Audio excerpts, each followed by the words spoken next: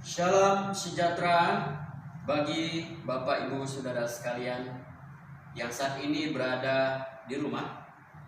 Saya berdoa supaya Bapak Ibu Saudara yang menyaksikan video ini, Tuhan memberkati, Tuhan melindungi, Tuhan menyertai hidupmu. Nah, Bapak Ibu Saudara sekalian yang Tuhan kasihi, beberapa hari yang lalu saya membaca sebuah tulisan yang berkata demikian: ketika kita berhadapan dengan situasi yang baru, maka ada dua hal yang perlu kita lakukan. Pertama adalah terimalah situasi yang baru itu. Dan yang kedua adalah beradaptasilah dengan situasi yang baru tersebut. Saat ini kita sedang berhadapan dengan satu kondisi yang tidak mudah, Bapak Ibu Saudara. Kita tidak berada di dalam satu situasi di mana kita melakukan kegiatan kita sebagaimana biasa yang kita lakukan. Dan saat ini kita sedang mengikuti himbauan pemerintah kita yang berkata berada di rumah dan bekerja dari rumah. Sebagian besar dari kita tentu tidak mudah menghadapi kenyataan ini. Karena lama-lama berada di rumah kita akan menjadi jenuh, kita bosan, karena kita tidak bisa keluar rumah, dan kita terus-menerus berputar di sekitar kamar tidur, kamar mandi, kamar tidur, dan hanya berputar-putar di situ, dan kita menjadi bosan. Belum lagi di rumah ada komandan yang tanda kutip galak, ada mama yang cerewet, ada anak-anak yang tidak bisa diam, dan lama-lama kita menjadi stres, kita menjadi tertekan, dan timbullah halusinasi yang lainnya. Tetapi Bapak Ibu Saudara, bahwa situasi kita seperti ini harus kita terima dengan lapang dada, dengan lapang hati, bukan dengan terpaksa. Karena jika terpaksa maka kita akan menjadi tertekan dan stres, dan kita akan menjadi bosan. Dan kita perlu belajar beradaptasi dengan situasi di mana kita berada hari ini, berada di rumah yang entah kapan akan berakhir. Situasi yang kita hadapi hari-hari ini sangat tidak mudah, Bapak Ibu Saudara sekalian. Karena kita juga tidak bisa memberontak dengan situasi ini. Dan di dalam situasi seperti ini Alkitab berkata kepada kita perlu belajar mengucap syukur dalam segala hal yang terjadi dalam hidup kita. Karena setiap kejadian, setiap peristiwa yang kita alami selalu ada hikmah Tuhan. Selalu ada hikmah di dalamnya. Termasuk situasi pandemi COVID-19 yang kita hadapi hari-hari ini, yang mengharuskan kita untuk selalu tinggal di rumah saja. Jika kita tidak ingin tinggal di ruang isolasi atau di rumah sakit, atau jadi tinggal kenangan. Untuk itulah saya mengajak kita membaca bagian firman Tuhan dari 1 Tesalonika pasal 5 ayat yang ke-18 yang berkata demikian: mengucap syukurlah dalam segala hal, sebab itulah yang dikehendaki Allah di dalam Kristus Yesus bagi kamu. Kita bersyukur bukan karena COVID-19 yang menyerang manusia, tapi kita bersyukur karena apa? Karena di balik peristiwa yang kita hadapi hari ini, kita bisa belajar, ada banyak hikmah yang kita pelajari di sana. Kita tidak bersyukur atas pandemi COVID-19 yang telah menyerang dan membuat banyak orang meninggal. Kita bersedih dengan orang-orang yang telah kehilangan keluarga. Tapi kita bersyukur bahwa di balik peristiwa ini telah membukakan banyak kebenaran nyata di dalam kehidupan kita yang selama ini tertutup oleh mata jasmani kita. Lalu kita bertanya, apa yang perlu kita syukuri di balik peristiwa yang kita hadapi hari ini? Minimal ada dua, Bapak Ibu Saudara sekalian. Yang pertama, kita bersyukur dengan situasi di balik peristiwa ini karena kita menjadi tahu siapa yang peduli dengan hidup kita dan siapa yang tidak peduli dengan hidup kita di saat-saat sulit seperti ini. Siapa yang benar-benar menjadi sahabat kita, keluarga kita, dan siapa yang bukan. Beberapa waktu lalu saya pernah berkata bahwa saat-saat ini adalah saat-saat ujian iman kita kepada Tuhan. Saat-saat ini adalah saat ujian kepedulian kita kepada sesama manusia. Saat-saat ini adalah ujian kepedulian kita terhadap saudara kita yang seiman. Saat-saat seperti ini adalah ujian kepedulian para pemimpin gereja terhadap umatnya. Dan saat-saat seperti ini adalah ujian kepedulian umat Tuhan terhadap rumah atau gereja Tuhan. Dan pada saat ini semua orang mengalami situasi yang tidak mudah dan kesusahan. Tetapi dalam situasi yang ini ada orang-orang yang merasa dirinya paling susah sehingga meminta belas kasihan. Ketika segala sesuatu berjalan lancar, ekonomi lancar dan semua lancar, kita mudah untuk peduli kepada orang lain. Tapi ketika situasi sedang tidak mudah, itulah ujian keimanan kita pada Tuhan dan sesama. Dan ketika kita sedang berjaya, banyak orang mendekati kita. Tapi ketika kita sedang susah, kita tahu siapa yang akan mendekati kita. Nah, hari-hari ini kita tahu dengan jelas siapa sih yang peduli benar-benar sama kita. Siapa sih yang tidak peduli dengan kita. Dan semoga kita semua melewati ujian ini. Itu yang pertama, Bapak Ibu Saudara. Situasi di balik pandemi COVID-19 ini, kita tahu siapa yang peduli dengan hidup kita. Yang kedua, kita bersyukur karena apa? Karena kita punya banyak waktu untuk bersama dengan keluarga kita. Suami, istri, dan anak-anak adalah orang-orang terdekat kita. Mereka adalah harta kesayangan kita yang Tuhan titipkan bagi kita.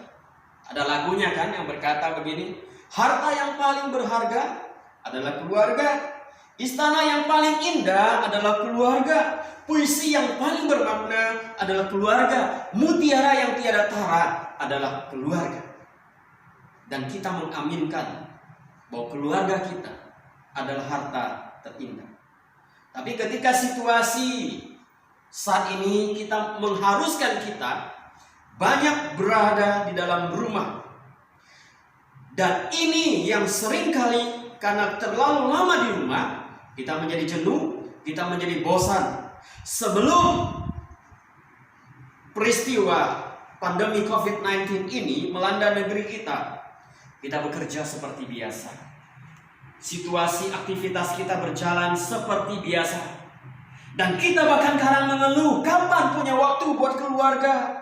Kapan punya waktu buat anak-anak saya? Kapan punya waktu buat suami saya, buat istri saya?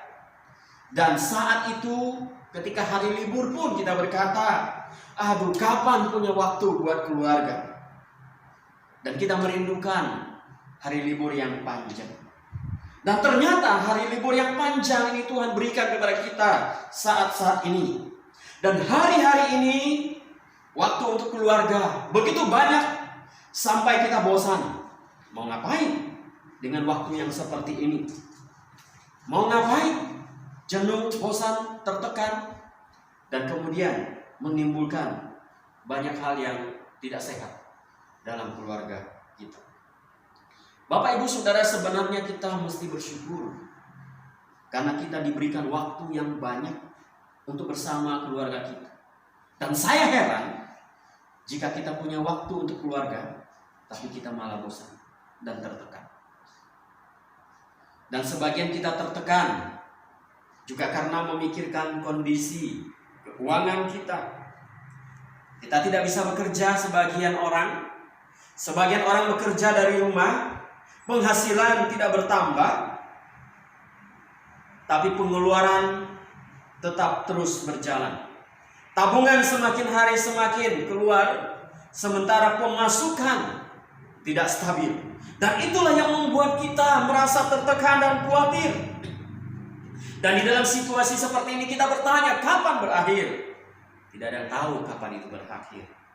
Tapi yang jelas Tuhan berkata kepada kita, belajarlah bersyukur.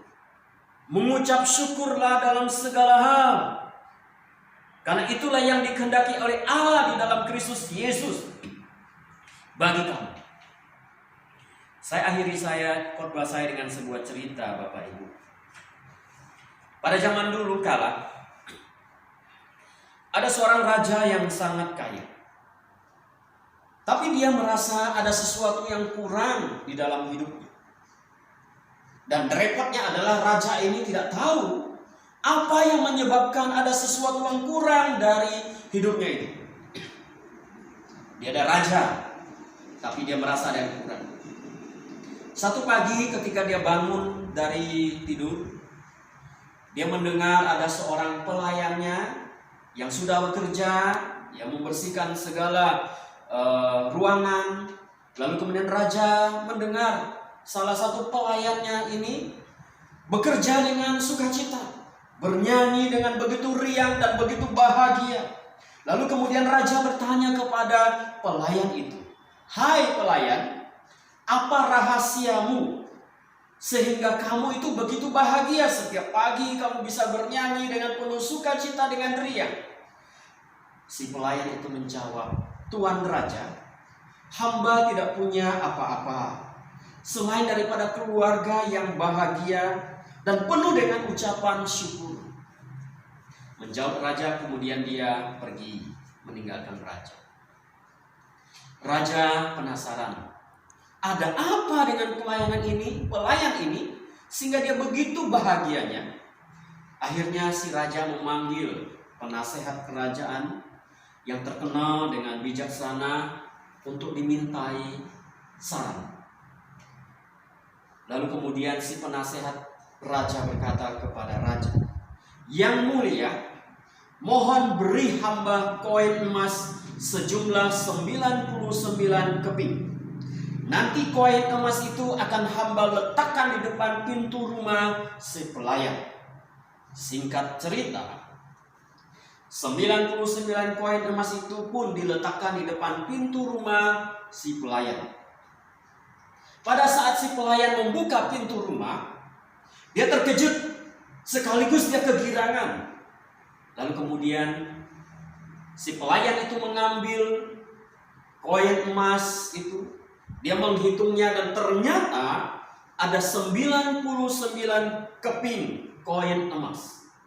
Yang berarti tidak genap 100 keping. Pelayan itu pun penasaran, bertanya-tanya, di mana satu koin itu? Lalu kemudian pelayan itu mencari ke sana kemari, mencari ke seluruh penjuru istana agar satu keping itu ketemu dan akhirnya bisa menjadi 100 keping. Tapi ternyata usaha dia sia-sia. Dia tidak menemukan satu keping yang hilang itu.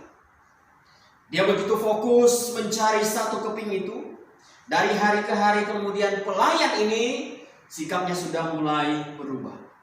Dia sudah tidak bahagia lagi. Dia sudah tidak bernyanyi lagi. Dia sudah tidak bersukacita lagi. Karena dia hanya memikirkan satu koin itu. Lalu kemudian si penasihat raja pun menjelaskan kepada raja, "Tuanku, lihat si pelayan itu. Karena dia fokus dengan satu koin emas itu, maka dia sudah berbeda hari ini. Dia sudah tidak bernyanyi dengan riang, dia sudah tidak bersukacita, dia sudah tidak bahagia dan mukanya sudah tidak seperti biasanya. Karena dia mengejar satu koin emas itu dan membuat dia kehilangan sukacita." Nah, Bapak Ibu Saudara sekalian, bukankah kita sering berlaku seperti pelayan raja dalam cerita di atas? Kita mengejar yang satu koin, supaya genap 100 keping yang ada pada kita. Dan kita menghabiskan tenaga kita untuk memikirkan yang 1 keping itu. Dan gara-gara 1 keping koin yang hilang dari diri kita, kita menjadi tidak tenang, kita menjadi tidak bahagia. Kita membiarkan kebahagiaan kita dirampas oleh 1 keping emas. Padahal di tangan kita masih ada 99 keping. Saudara sekalian yang dikasihi Tuhan, jangan biarkan sukacita kita dirampas oleh 1 keping koin emas itu. Dan sebagai orang percaya, mari kita belajar mempercayakan hidup kita kepada Tuhan. Percayalah, Tuhan tidak akan meninggalkan kita. Mengucap syukurlah dalam segala hal. Sekalipun saya sadar situasi ini tidak mudah, tapi dengan mengucap syukur, itulah yang dikehendaki oleh Tuhan dalam hidup kita. Tuhan memberkati Bapak, Ibu, Saudara sekalian. Salam sehat selalu. Mari kita berdoa. Bapa di dalam surga, pada saat ini kami bersyukur untuk firman yang kami dengar, bahwa kami mengucap syukur dalam segala hal.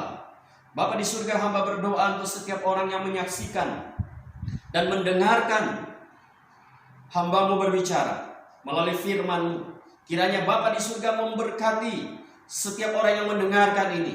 Berkati hidup mereka, berkati keluarga mereka, berkati segala kehidupan mereka, kesehatan mereka.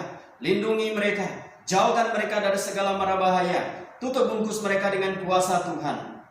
Tuhan memberkati engkau dan melindungi engkau. Tuhan menyinari engkau dengan wajahnya dan memberi engkau kasih karunia. Tuhan menghadapkan wajahnya kepadamu dan memberi engkau damai sejahtera. Mulai hari ini sampai selama-lamanya. Amin.